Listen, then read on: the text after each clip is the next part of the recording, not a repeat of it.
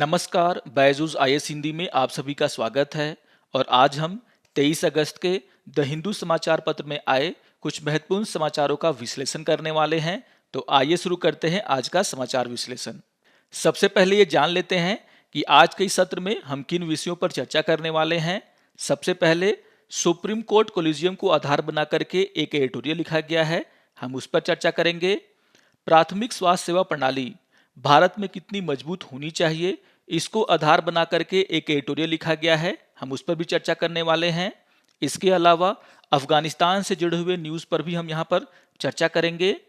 जन शिक्षण संस्थान को लेकर के एक न्यूज़ आया है, हम उसको भी यहाँ पर देखने वाले हैं। स्वतंत्रता सैनिक सम्मान पेंशन योजना को लेकर के कोर्ट के द्वारा क्या कहा गया है, इस न्यूज़ को भी हम यहाँ पर देखेंगे। सबसे अंतिम में इन विषयों पर आधारित मुख्य परीक्षा के अभ्यास प्रश्नों पर भी हम चर्चा करने वाले हैं। तो आइए शुरू करते हैं आज के इस अंक को। आज के पेपर के पेज नंबर 6 पर एक एडिटोरियल आया जिसका शीर्षक है breaking the lockjam handing over the baton, और ये टॉपिक जीएस पेपर 2 पॉलिटी और गवर्नेंस से जुड़ा हुआ है।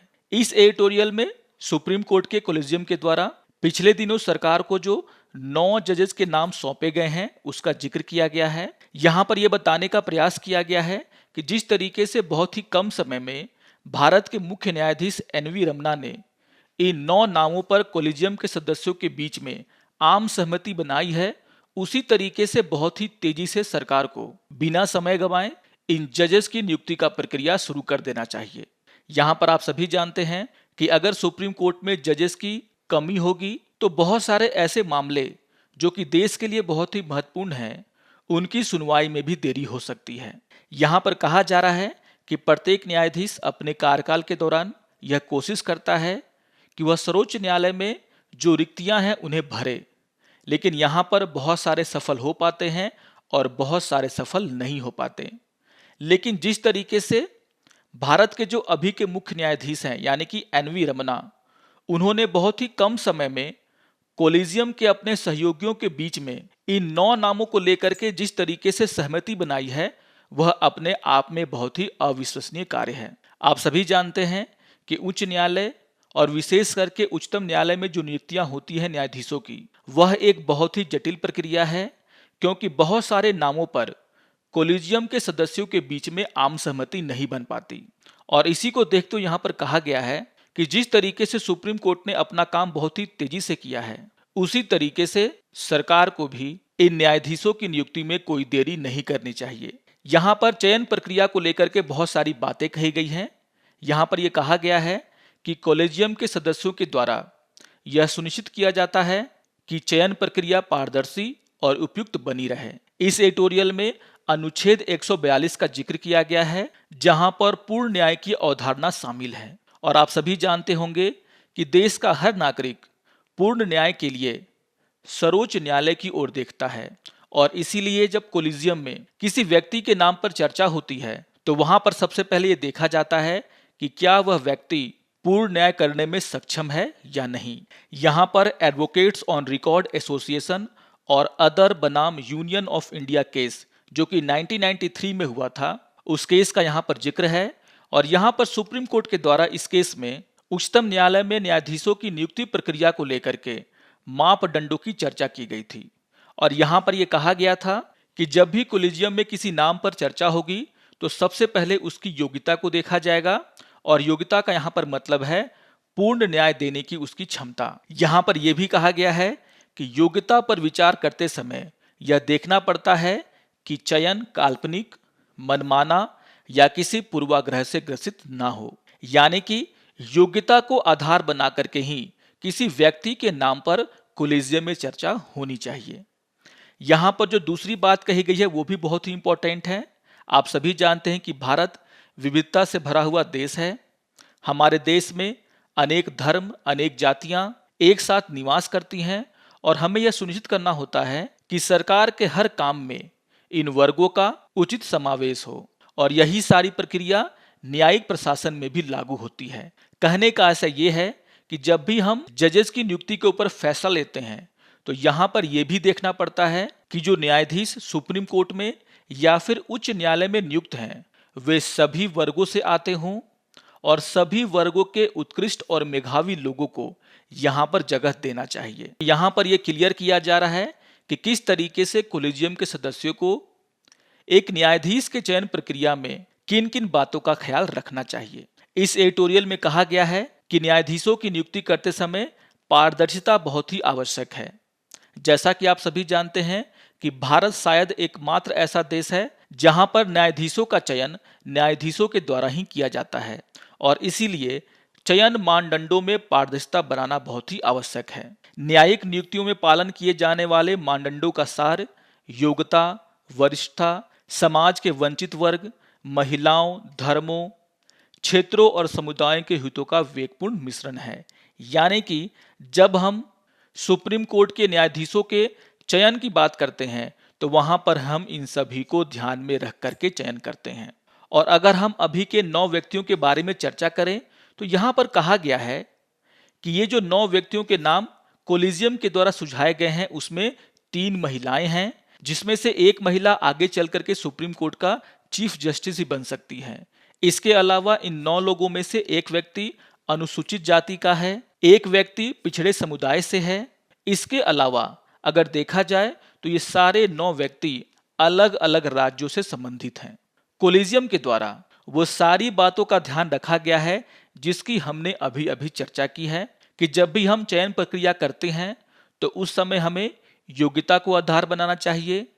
हम ये भी देखना चाहिए कि वहाँ पर महिलाओं का प्रतिनिधित्व हो रहा है कि नहीं। हम ये भी देखना चाहिए कि समाज के पिछड़े वर्गों का प्रतिनिधित्व यहाँ पर हो रहा है कि नहीं। और इन सभी को ध्यान में रखते हुए यहाँ पर अभी के कोलिजियम के द्वारा इन 9 नामों को सुझाया गया है।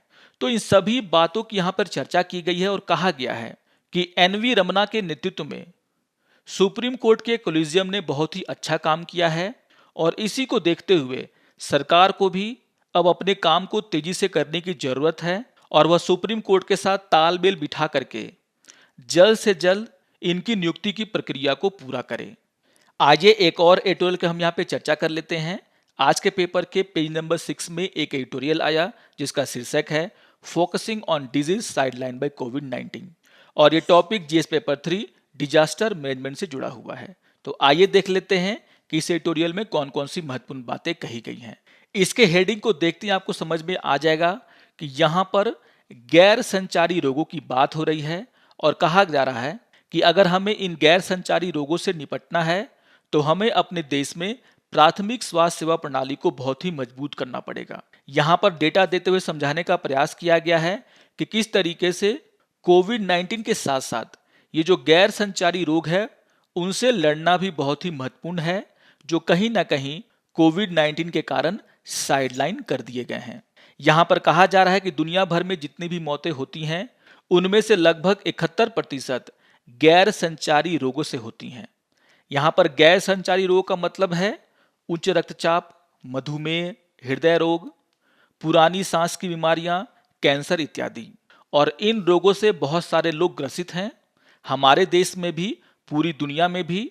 और इसीलिए कहा जा रहा है कि जितनी भी मौतें पूरी दुनिया में बीमारियों से होती हैं उनका 71% इन गैर संचारी रोगों से होता है। और इसीलिए कोविड-19 के साथ साथ हमें इन रोगों से लड़ने के लिए भी अपनी स्वास्थ्य प्रणाली को तैयार करना होगा। यहाँ पर हृदय रोग का जिक्र किया गया है और कहा गया है कि हर 4 में से 1 मौत हृदय रोगों के कारण होती है, खास करके युवा रोगियों में। और इसी को देखते हुए राष्ट्रीय स्वास्थ्य मिशन ने 2010 में कैंसर, मधुमेह, हृदय रोग, स्ट्रोक की रोकथाम और नियंत्रण के लिए राष्ट्रीय कार्यक्रम शुरू किया। इस कार्यक्रम के तहत पूरे देश में प्राथमिक स्वास्थ्य केंद्रों पर बुनियादी ढांचे को मजबूत करने के ऊपर काम किया गया, मानव संसाधन के विकास को लेकर के काम किया गया, शीघ्र निदान और प्रबंधन पर ध्यान केंद्रित किया गया। लेकिन कोविड-19 के कारण ये सारे काम जो इतने सालों से हो रहे थे उसमें कहीं ना कहीं रुकावट आई है। यहाँ पर कहा गया है कि एनसीडी सेवाओं में व्यवधान आया है कोविड-19 के कारण। जिस तरीके से कोविड-19 का प्रसार बहुत ही तेजी से हुआ उसने प्राथमिक स्वास्थ्य प्रणालियों पर बहुत ज़्यादा असर डाला है। मातृ स्वास्थ्य सेवाएं, टीकाकरण, स्वास्थ्य निगरानी, एनसीडी की जांच और प्रबंधन बुरी तरीके से बाधित हो गए हैं। यहाँ पर मई 2020 में 155 देशों में विश्व स्वास्थ्य संगठन के द्वारा सर्वेक्षण किया गया और इसमें पाया गया कि इन 155 देशों में जो सबसे कम आय वाले देश हैं उनमें यह व्यवधान सबसे अधिक हुआ है। अगर हम भारत की बात करें तो राष्ट्रीय स्वास्थ्य मिशन के स्वास्थ्य प्रबंधन सूचना प्रणाली का डेटा से यह पता चलता है कि हमारे यहाँ भी इन सेवाओं में लगभग 14% की गिरावट आई है। यहाँ पर एक और डेटा का जिक्र किया गया जिसमें कहा गया है कि दिल्ली में जितने लोग कोविड-19 के कारण अस्पतालों में भर्ती हुए हैं उसमें से 47.1% लोगों को मधुमेह की बीमारी थी, यानी कि डायबिटीज था। और आप सभी जानते हैं कि वे रोगी जिनको मधुमेह था या अन्य हृदय की बीमारियां थी उनकी ज़्यादा मौतें कोविड-19 के कारण हुई हैं। और इसी को देख तो यहाँ पर यह कहा गया है कि सरकार को इन रोगों के ऊपर भी बहुत ज़्यादा ध्यान देने की ज़रूरत है। यहाँ पर यह कहा गया है कि कोविड-19 के कारण वे लोग जो इन प्राथमिक स्वास्थ्य सेवाओं पर काम करते थे उन्हें कोविड-19 के मरीजों के देखभाल में लगा दिया गया। सार्वजनिक परिवहन की उपलब्धता में यहाँ पर कमी आई क्योंकि सारे एम्बुलेंस कोविड-19 के रोगियों को लाने और ले जाने के लिए उपयोग में किए जा रहे थे और इन सभी के कारण इन रोगों पर से ध्यान सरकार का हट गया। यहाँ पर यह भी कहा गया है कि जिस तरीके से सरकार के द्वारा लॉकडाउन लगाए गए उसने अकेलेपन को जन्म दिया और विशेष रूप से वे लोग जो वृद्धावस्था में हैं वो इसके कारण चिंता और अवसाद से ग्रसित हुए। लॉकडाउन एनसीडी जोखिम के कारकों को बढ़ाता है क्योंकि ऐसा देखा गया है कि लॉकडाउन में लोगों के द्वारा शराब और तंबाकू का सेवन ज़्यादा किया गया है जिसके कारण बहुत सारे लोग इन बीमारियों की चपेट में आ गए हैं। यहाँ पर समाधान की भी चर्चा की गई है और कहा गया है कि बहुत सारे दुनिया के देशों ने अपने राष्ट्रीय कोविड-19 तैयारियों में एनसीडी सेवाओं को भी शामिल किया था, लेकिन जो गरीब देश हैं वो ऐसा नहीं कर पाए। अगर हम भारत की बात करें तो भारत को राष्ट्रीय स्तर पर और राज्य स्तर पर एक स्वास्थ्य नीति बनाने की जरूरत है जहां पर एनसीडी रोगों यानी कि गैर संचारी रोगों को भी शामिल किया जाए। भारत को अपने प्राथमिक स्वास्थ्य सुविधाओं को और बढ़ाना होगा, प्राथमिक स्वास्थ्य केंद्रों की संख्या को बढ़ानी होगी और जो प्राथमिक स्वास्थ्य केंद्र हमारे देश में हैं वहां पर सुविधाओं को भी बढ़ाना होगा जिससे जरूरतमंद लोग वहां पर उपचार करा सकें। यहाँ पर कहा गया है कि अगर भारत को WHO का लक्ष्य जो कि 2025 तक कार्डियोवैस्कुलर बीमारी, कैंसर, मधुमेह या पुरानी सांस की बीमारियों से समग्र मृत्यु दर में 25% की कमी लाने से है तो ऐसा करने के लिए भारत सरकार को अपनी प्राथमिक स्वास्थ्य सुविधाओं पर बहुत ज़्यादा जोर डालना होगा, वहां पर सुविधाओं को बढ़ाना होगा और तभी जाकर के WHO का ये जो लक्ष्य है उसे भारत पूरा कर पाएगा। तो इस एडिटोरियल में ये समझाने का प्रयास किया गया है कि भारत सरकार के द्वारा जिस तरीके से कोविड-19 को रोकने का प्रयास किया जा रहा है उसी तरीके से सरकार के द्वारा इन गैर संचारी रोगों को भी रोकने का प्रयास करना चाहिए और ऐसा करने के लिए भारत सरकार को अपनी प्राथमिक स्वास्थ्य सेवा प्रणाली में बहुत ही ज़्यादा सुधार करने की जरूरत है। आइए कुछ और एडिटोरियल की हम यहाँ पे चर्चा कर लेते हैं जो कि अफगानिस्तान के सिचुएशन से जुड़ी हुई हैं। अफगानिस्तान पर बहुत सारे एडिटोरियल द हिंदू समाचार पत्र में आए हैं और इसीलिए हम उन्हीं बातों पर ध्यान देंगे जो बातें यहाँ पर नई बताई गई हैं। आज के पेपर के पेज नंबर 6 पे इसी तरीके का एक एडिटोरियल आया है जिसका शीर्षक है in Afghan collapse the fall of international relation. आइए कुछ और एडिटोरियल पे हम यहाँ पे चर्चा कर लेते हैं। ये एडिटोरियल अफगानिस्तान से जुड़े हुए हैं। आप सभी जानते होंगे कि पिछले कुछ दिनों से द हिंदू समाचार पत्र में अफगानिस्तान को लेकर के बहुत सारे एडिटोरियल आए हैं जिस पर हमने बहुत सारी चर्चाएं की हैं। यहाँ पर हम सिर्फ उन बातों को देखेंगे जो कि पहले की बातों से अलग है। आज के पेपर के पेज नंबर 6 में एक एडिटोरियल आया जिसका शीर्षक है in Afghan collapse the fall of international relation. इस एडिटोरियल में यह बताने का प्रयास किया गया है कि जिस तरीके से अफगानिस्तान में तालिबान का उदय हुआ है उसके लिए जिम्मेदार कौन है। इस पर हमने बहुत सारी चर्चाएं की हैं कि किस तरीके से अमेरिका के जो वर्तमान में राष्ट्रपति हैं उनके द्वारा जो फैसला लिया गया और उसके पहले डोनाल्ड ट्रंप के शासनकाल में जिस तरीके से तालिबान के साथ ये समझौता हुआ कि अमेरिका वहां से अपने सैनिकों को वापस बुला लेगा, उसी समय यह तय हो गया था कि आने वाले दिनों में अफगानिस्तान में तालिबान का कब्जा होगा और इसी को लेकर के यहाँ पे चर्चा की गई है। इस एडिटोरियल में हम खास करके इसका जो अंतिम भाग है उसकी चर्चा करेंगे, क्योंकि यहाँ पर जो बातें लिखे हुए हैं उस पर हमने बहुत सारी चर्चाएं की गई हैं। यहाँ पर यह बताया गया है कि किस तरीके से तालिबान ने बहुत ही तेजी से अफगानिस्तान में कब्जा किया, किस तरीके से वहाँ के जो आर्मी थी वो तालिबान का सामना नहीं कर पाई, यूएस के द्वारा आनन फानन में जिस तरीके से अफगानिस्तान को छोड़ा गया है वह एक बहुत ही बड़ा कारण है जिसके कारण तालिबान अभी अफगानिस्तान पर कब्जा करके बैठ गया है। लेकिन यहाँ पर जो सबसे अंतिम भाग है जिसका शीर्षक है चैलेंजिंग फॉर डिप्लोमेसी, उस पर हम थोड़ी सी यहाँ पे चर्चा कर लेते हैं। यहाँ पर कहा गया है कि जिस तरीके से अभी तालिबान के द्वारा यह इच्छा जताई गई है कि वह दुनिया के बाकी देशों के साथ अपने संबंध को बढ़ाए, उसको लेकर के यहाँ पे चर्चा की गई है। यहाँ पर यह कहा गया है कि एक चीज तो तय है कि तालिबान के शासन काल में अफगानिस्तान के लोगों की पीड़ा समाप्त नहीं होने वाली है। और अगर हम अंतर्राष्ट्रीय दृष्टिकोण से देखें, भारत, ईरान, रूस और चीन के द्वारा अफगानिस्तान में स्थिरता और रक्तपात की समाप्ति की उम्मीद किया जा रहा है। लेकिन यहाँ पर यह भी कहा जा रहा है कि इन देशों के द्वारा किसी भी हालत में तालिबान की वापसी को स्वागत नहीं करना चाहिए। यहाँ पर कहा गया है कि अगर तालिबान वहां पर अपनी सरकार बना लेता है और अगर फिर से जो दुनिया के आतंकवादी संगठन हैं वो तालिबान के साथ अपने संबंधों को बढ़ा लेते हैं, तो इससे तुर्की, सऊदी अरेबिया समेत पूरे पश्चिम एशिया में इस्लामिक जिहाद का खौफ पैदा होगा। यहाँ पर सबसे अंतिम में एक बहुत ही इंपॉर्टेंट बात कही गई है कि अफगानिस्तान में तालिबान ने जो कब्जा किया है वह एक देश में लोकतंत्र की हार की कहानी नहीं है, बल्कि अंतर्राष्ट्रीय राजनीति के असफलता के संकेत हैं। और इस बात को यहाँ पर आपको ध्यान में रख करके इस एडिटोरियल को पढ़ना है। तो यहाँ पर सबसे अंतिम में कुछ इंपॉर्टेंट बातें कही गई थी जिसको आपको इस एडिटोरियल में देख लेना है। बाकी जो सारी बातें हैं यहाँ पर वो सभी वही पुरानी बातें हैं जो पुराने एडिटोरियल में हमने चर्चा कर रखी हैं। इसी तरीके से पेज नंबर 7 में एक एडिटोरियल आया जो कि अफगानिस्तान से ही जुड़ा हुआ है, जिसका शीर्षक है going from conflict to conflict, और ये टॉपिक भी जीएस पेपर 2 इंटरनेशनल रिलेशन से जुड़ा हुआ है। और यहाँ पर यह बताने का प्रयास किया गया है कि अफगानिस्तान में तालिबान से भी ज्यादा खतरे मौजूद हैं। यहाँ पर यह समझाने का प्रयास किया गया है किस तरीके से अफगानिस्तान द्वितीय विश्व युद्ध के बाद महाशक्तियों के प्रतिद्वंद्विता का केंद्र बन गया और जिसके कारण अफगानिस्तान की ये हालत अभी हो गई है।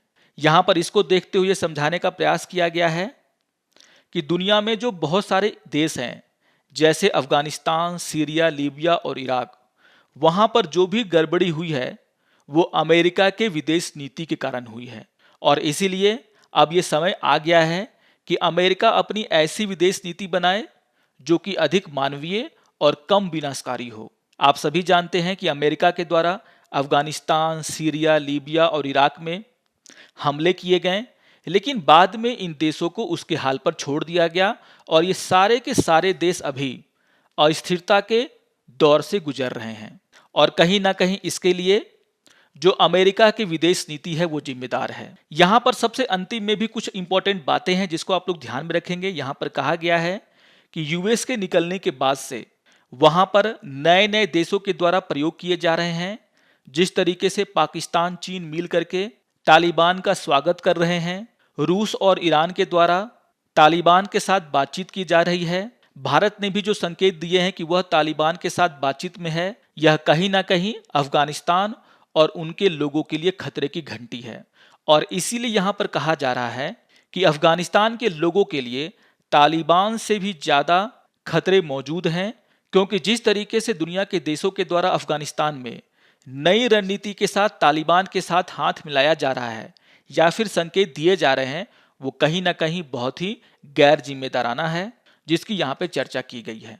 आइए कुछ और न्यूज को देख लेते हैं। आज के पेपर के पेज नंबर 9 पर एक न्यूज आया जिसका शीर्षक है high speed net comes to deep jungle. इस न्यूज में यह बताया गया है कि जन शिक्षण संस्थान, जो कि ग्रामीण क्षेत्रों में कौशल विकास के लिए केंद्र सरकार की एक पहल है, उसके द्वारा नीलांबूर के जंगलों में आदिवासी बस्तियों में हाई स्पीड इंटरनेट लाया गया है। यहाँ पर कहा गया है कि जन शिक्षण संस्थान का भागीदार C4S ने 5 गीगाहर्ट्ज फ्रीक्वेंसी की लंबी दूरी की वाईफाई प्रदान किया है, चलियार ग्राम पंचायत के पलककयम, अंबुमाला और वेंतीकोल्ली बस्तियों में 100 एमबीपीएस स्पीड वाले इंटरनेट की सुविधा उपलब्ध कराई गई है।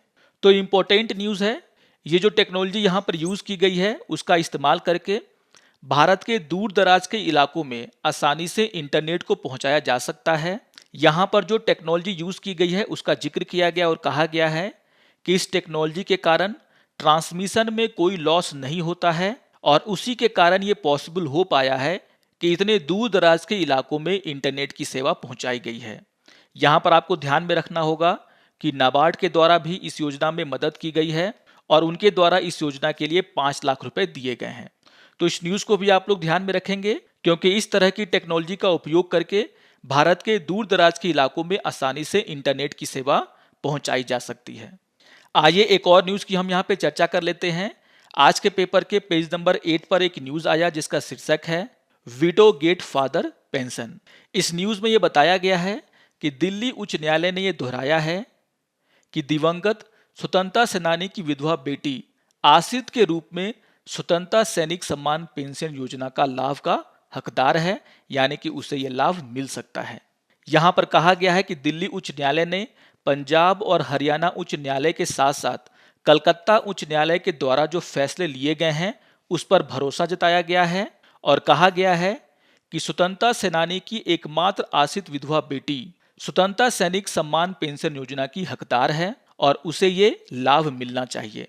आप सभी को यहाँ पर ध्यान रखना है कि 1972 में भारत सरकार ने स्वतंत्रता की 25वीं वर्षगांठ के अवसर पर केंद्रीय राजस्व से स्वतंत्रता सेनानियों और उनके परिवारों को पेंशन देने के लिए एक केंद्रीय योजना की शुरुआत की थी और यह योजना 15 अगस्त 1972 को शुरू हुई और इस योजना के तहत जीवित स्वतंत्रता सेनानियों को और उनके परिवारों को यदि वह स्वतंत्रता सेनानी जीवित नहीं है उनको पेंशन प्रदान करने की प्रावधान किया गया। और इसी को देखते हुए यह केस था जहां पर एक बहुत ही बड़ा फैसला दिल्ली उच्च न्यायालय, पंजाब और हरियाणा उच्च न्यायालय और कलकत्ता उच्च न्यायालय के द्वारा लिया गया है, जिसमें यह कहा गया है कि दिवंगत स्वतंत्रता सेनानी की विधवा बेटी भी आश्रित के रूप में इस पेंशन योजना का लाभ उठा सकती है।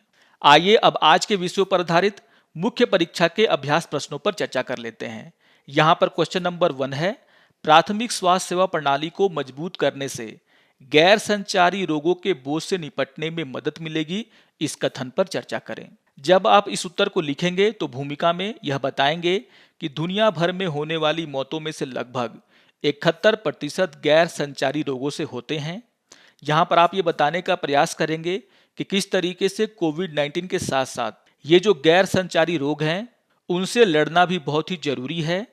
मुख्य भाग में आप एनसीडी सेवाओं के व्यवधान का उल्लेख करें जो कि कोविड-19 के कारण उत्पन्न हुआ है और इसी के साथ साथ आप सबसे अंतिम में समाधान का भी उल्लेख करें जिस पर हमने खुल करके चर्चा की है। आइए देख लेते हैं क्वेश्चन नंबर 2 को। क्वेश्चन नंबर 2 है, तालिबान की वापसी और अफगानिस्तान में बर्बरता के उदय के लिए कौन जिम्मेदार है, इस पर चर्चा करें। इस उत्तर को लिखते समय आप भूमिका में अफगानिस्तान की हाल की घटना का चर्चा करेंगे, जिस तरीके से तालिबान के द्वारा बहुत ही तेजी से अफगानिस्तान पर कब्जा किया गया है, आप उसकी यहाँ पे चर्चा करेंगे। मुख्य भाग में अमेरिका के द्वारा जिस तरीके से तालिबान को छोड़ा गया, उसके द्वारा जो समझौता किया गया उसका आप उल्लेख करेंगे और सबसे अंतिम में आप इस बात का उल्लेख करेंगे कि किस तरीके से तालिबान का वहां पर आना दुनिया के लिए चुनौती है, अंतर्राष्ट्रीय राजनीति के लिए भी एक हार के समान है। तो इन सभी बातों का उल्लेख करके आप अपने उत्तर को लिख सकते हैं। आशा करता हूं कि आपको आज का ये समाचार विश्लेषण पसंद आया होगा। सारे टॉपिक्स बहुत ही इंपॉर्टेंट हैं, आप इन टॉपिक्स को दोबारा से पढ़ लेंगे और अगर आपको ये वीडियो अच्छा लगे तो आप जरूर इसे लाइक करें, शेयर करें और दूसरों को भी सब्सक्राइब करने के लिए प्रेरित करें। तो मिलते हैं समाचार विश्लेषण के अगले अंक में, तब तक के लिए नमस्कार और धन्यवाद।